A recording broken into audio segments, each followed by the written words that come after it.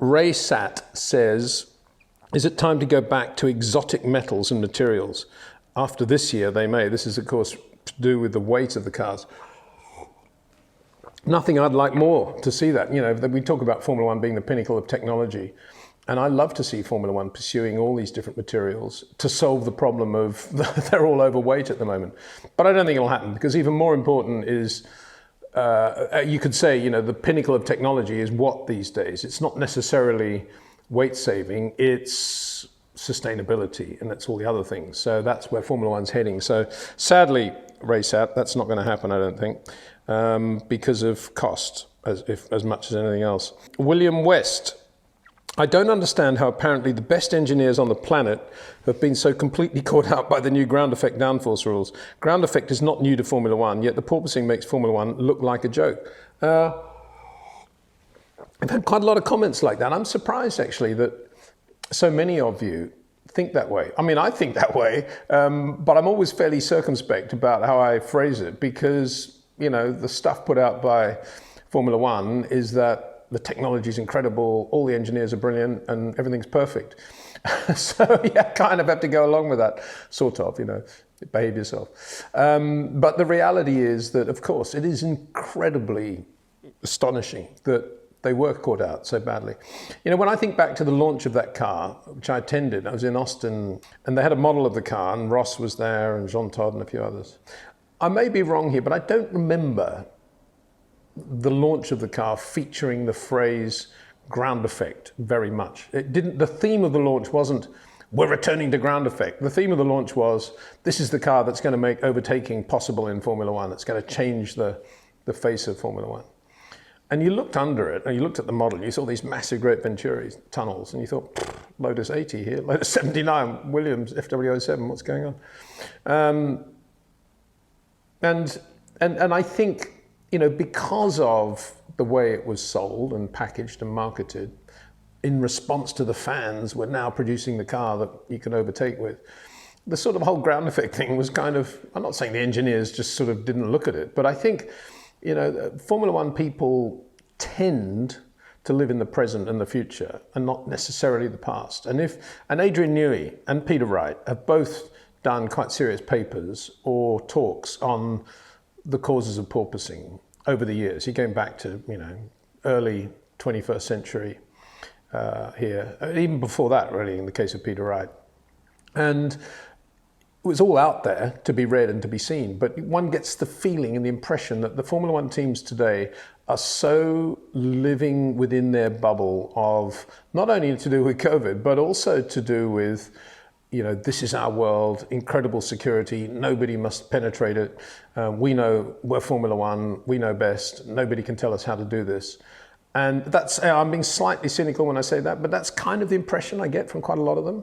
And of course, that's an incredibly dangerous attitude. And if I think back to the days when, and I was lucky enough to be able to walk into a car park after a qualifying session or any given race, or walk down the paddock after about 5 o'clock, I could talk to a Colin Chapman or a Mauro Foghieri or a Gerard Ducarouge, no problem at all. And I could talk to them for a long time, or a Derek Gardner.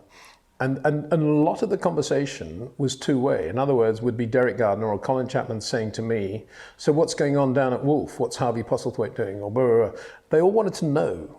And okay, you could say today they all know because they've all got digital photography going on. But do they know? You know, this is a very good example of why sometimes they've got blinkers on and they just think they know all the answers, and they don't. And I made the point at the start of the year that I thought McLaren would do quite well because Neil Oatley's kind of there still, and he lived through that ground effect era. And McLaren are going quite well. Obviously, Adrian is one of the few guys that addressed porpoising long before many of the other teams and knew that this was going to be a problem, and he's done a great job with that. Ferrari, you've got to take your hat off to Ferrari because there's no Neil Oatley there. But having said that, you know, they were coming from a very low baseline and they were just trying to sort of get all their ducks in a row. And you know, more than most, they didn't really experience porpoising back in the ground effect era because they had the wrong shaped engine actually to have a car to generate enough downforce. But you know, that's the sort of anomaly to that, I suppose.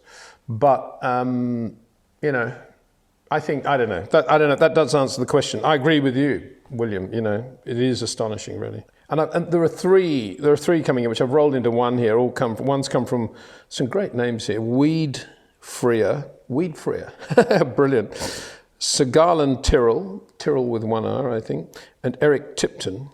Basically, I think would be comfortable with this summation of this question, which is, we should ban ground effect or ban skirts. These regs go against the whole evolution of single-seaters. Increasing ride height to solve vertical oscillation, that's just going backwards, Peter. Porpoising is a 40-year problem. Ross knew that going in. We're trying to rectify a problem that can only be solved by sliding skirts. And yeah, I mean, that kind of sums it up, doesn't it? And it's kind of sad that fans who actually think about their Formula One and care about their Formula One are all, as a group really, thinking this way, because you know this was an opportunity for the new regulations to be bulletproof really and to satisfy all parts of the spectrum, and it's not, you know, because you make a very good point, you know, 40-year problem. Not that many engineers in Formula One, because they're all quite young, most of them, the average age, have a feel for what happened 40 years ago. And most of them would have said, oh yeah, 40 years ago, Lotus 80, you know, who cares? I'm not name dropping you, I was actually chatting to Mario Andretti 2 days ago about this. And we were remembering that, you know, that episode at Silverstone when he did the voice recording, which I mentioned in the video, about the porpoising and how he could see the road under the front wheels, flat out in Hangar Straight. The thing I didn't mention was that Lotus went to Ricard at the end of 1979 with the Lotus 80, with Stephen South driving, actually, very quick driver. I was a big Stephen South fan. And he drove that car and they just went crazy with the springs and ran super, super stiff with the Lotus 80 on a billiard smooth circuit, Ricard was at the time. And guess what? No porpoising. And that was that led on to the twin chassis Lotus 88. That was the punchline to that story. But, you know, bottom line is, as Mario was saying when we chatted, you know, you run super stiff, but then you have to get to a compromise point. And as I said, you know, at Imola, you know, Charles Leclerc, and he's not the only guy out there, Charles Leclerc loves curbs.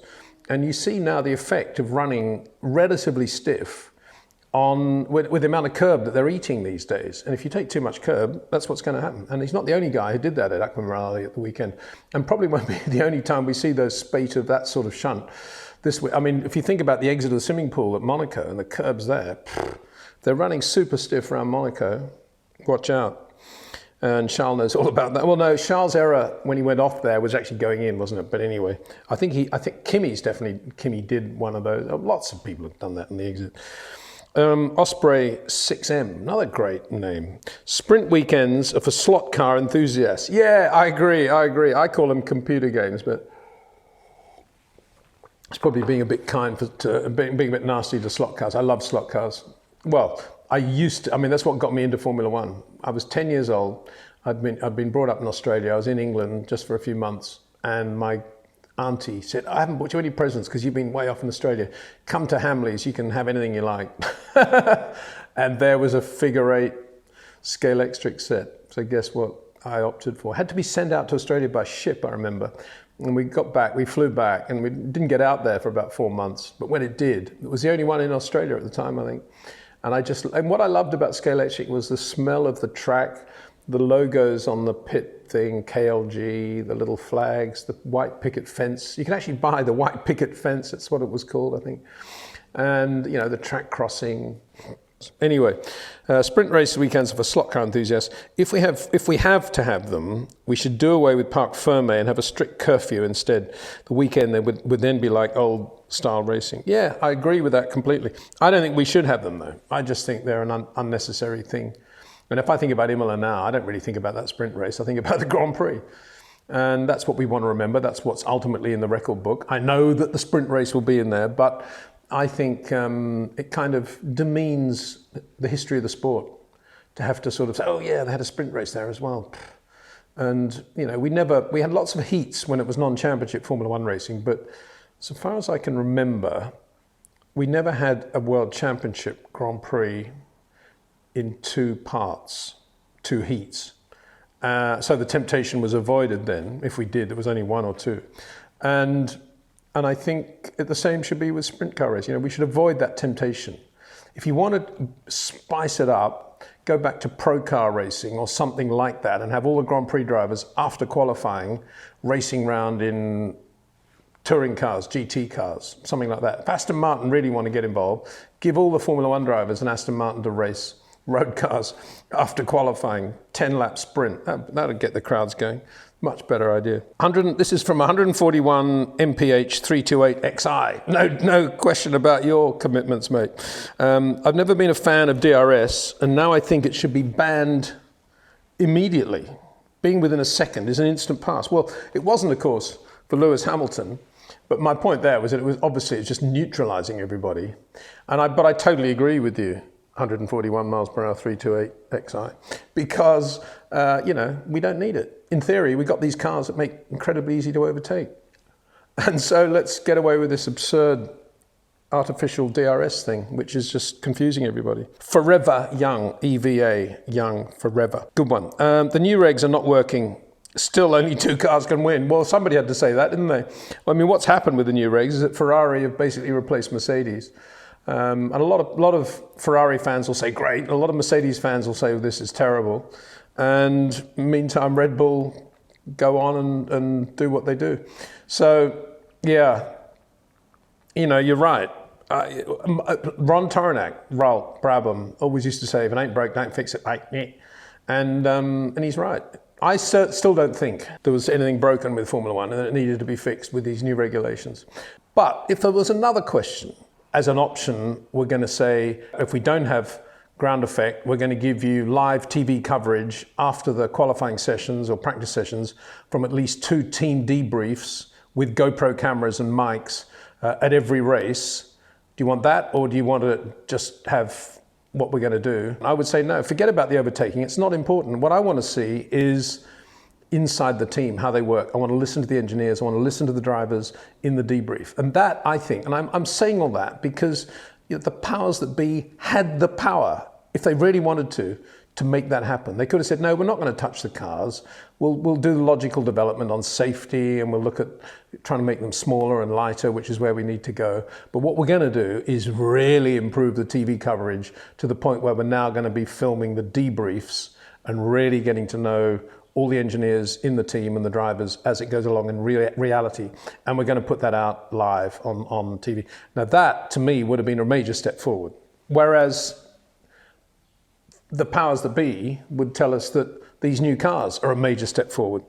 So, to me, it's again a question of priorities and where you're coming from. But Forever Young, you summed it up pretty well there.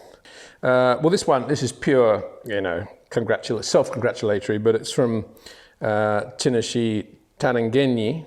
Well, thank you very much. I think that's a compliment. No, it is a compliment. It's very kind. Anyway, that's it for now. Miami this weekend is going to be a bit frenetic because obviously it's 5 hours behind and everything's quite late anyway. So the videos, I'll be still doing them, one after Friday, Saturday and Sunday.